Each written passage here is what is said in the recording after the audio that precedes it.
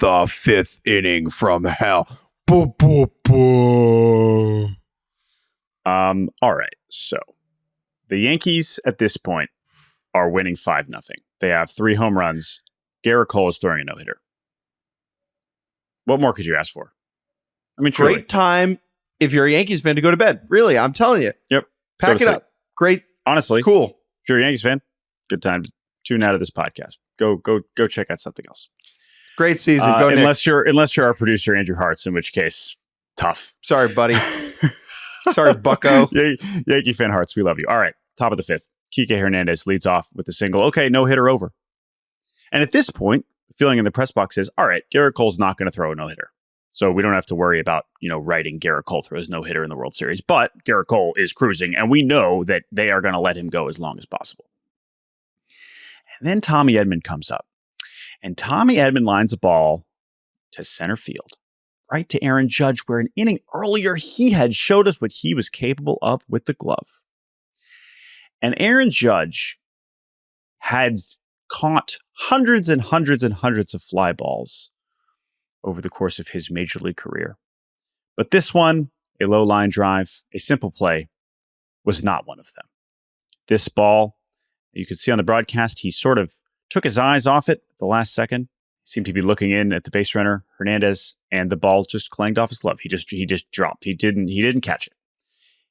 From what I can tell, it is the first time since August of 2017 that Aaron Judge has just dropped a fly ball.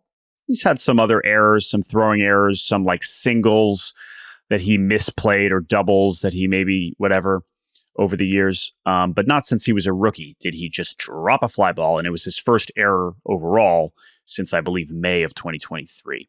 And that on its own is just like, what just happened? But it's 5-0 and it's first and second. And Gerrit Cole is still looking good. Everything's going to be fine, right? No? Okay, what happens next? A ball is doinked into the 3-4, the 5-6. Sorry, the 5-6 hole. Anthony Volpe ranges to his right, fields, and throws to third, but he doesn't throw it good, and it bounces off the turf. Jazz Chisholm Jr. tries to scoop it. He does not, and the bases are loaded. This play was Volpe's fault. It was a bad throw. Jazz, his setup was not ideal, but you can't really blame him. This was just on Volpe. So now we have the bases loaded and nobody out. Gerrit Cole, to get a breather, receives a mound visit from Matt Blake. Settles down, looks good, strikes out Gavin Lux with the bases loaded and nobody out. Throw that moment in the back of your mind for later. Gavin Lux, bases loaded. Just pocket it. Next batter, Shohei Ohtani, bases loaded, 1 out. And with just a dastardly breaking ball, gets an NL MVP in waiting, swinging on a strikeout, and the stadium is booming. Gerrit Cole is going to Houdini his way out of this. And at this point, he is throwing gasoline. He is emptying the tank in this spot. And you hear pitchers say this, particularly pitchers like Cole. Verlander used to do this all the time. There's more in the tank. I'll use it when I need it, right? Cole sits like 96, but he has 99, 98 when he wants it. Now, he can't do it on every pitch, or otherwise he would just throw that hard all the time. But in this moment, it's like, whoa, this is Gerrit Cole willing this series back to Los Angeles. Not just that, he appeared unfazed by the defensive disaster class that was appearing around him, that was occurring around him, right? He was like, you know what? You guys want to screw up? That's fine. Here's 99. Here's the nastiest curve you've ever seen. I'm going to get out of this. And by the way, on the next batter, he makes another extremely good pitch to Mookie Betts. For that whole inning after he loaded the bases, it was as if Cole was acting like the defense behind him didn't even exist. Like when Satchel Paige said, "Get off the diamond. I'm punching these fools out." But the problem with being so locked in is that sometimes, as a pitcher, you are also the defender. And when Mookie Betts nubs one, a spinner, to first base towards Anthony Rizzo, Rizzo fields it. Cole starts moving towards first base, and after a couple of steps, he breaks it down. Rizzo picks his head up. There is no one covering the bag. Mookie Betts sprints through it for what is ruled a single. It's an error on Gerrit Cole. And that was the sliding door moment that will keep Gerrit Cole up for at least the next few months. Yes. Now, first of all, it's a nasty slider, perfectly placed. Mookie Betts, again, he barely gets it. Exit velo of like 45 or something. It's spinning towards Rizzo. Gerrit Cole's answer after the game about this play was confounding to me, to be completely honest, because obviously it's one of the first things he's asked about.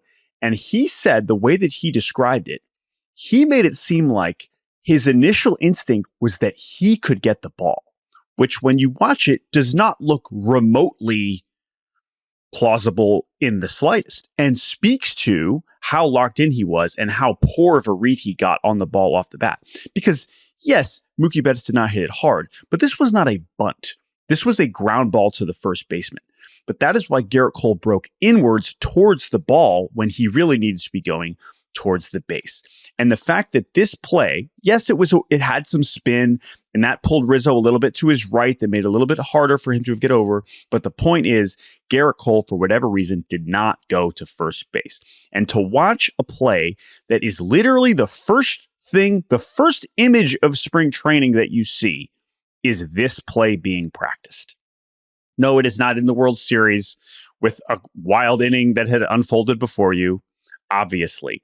But functionally, that is what it is. And to watch Gerrit Cole not make that play in that moment was just truly unbelievable.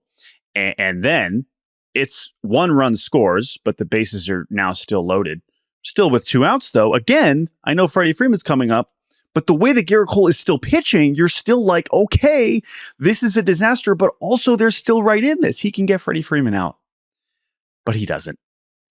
He throws the fastest pitch of the night to Freddie Freeman. This is where he starts losing the command a little bit. It's a fastball that Freddie can obviously handle because he is your World Series MVP. He dumps a single into center field. That makes it 5-3. Teoscar follows. And again, now the command from Cole is wavering. Not a surprise. The pitch count is up there at this point. He kind of hangs a slider, 2-strike slider to Teoscar Hernandez.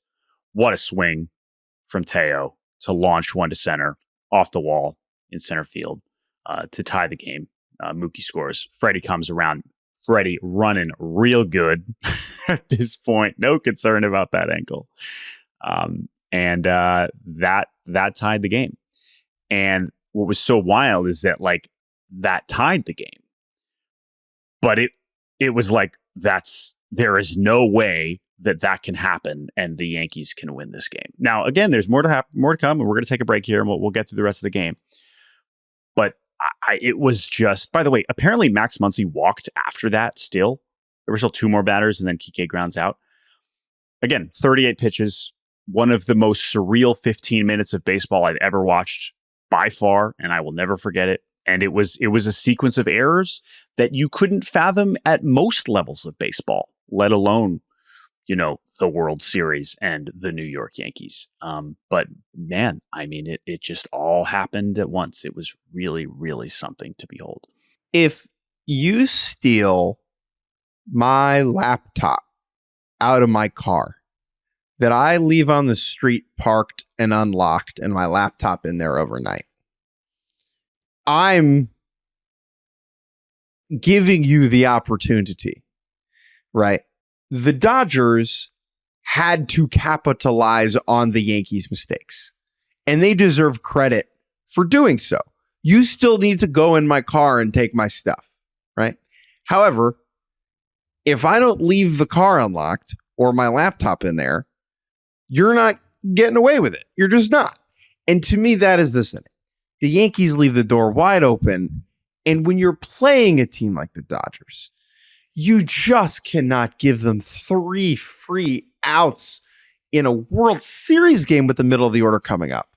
And it is the most poetic, perfect way for this Yankee season to crumble to the ground. Because even though they had reached the World Series, they have been a sloppy team at the margins, on the bases, in the field, all season long.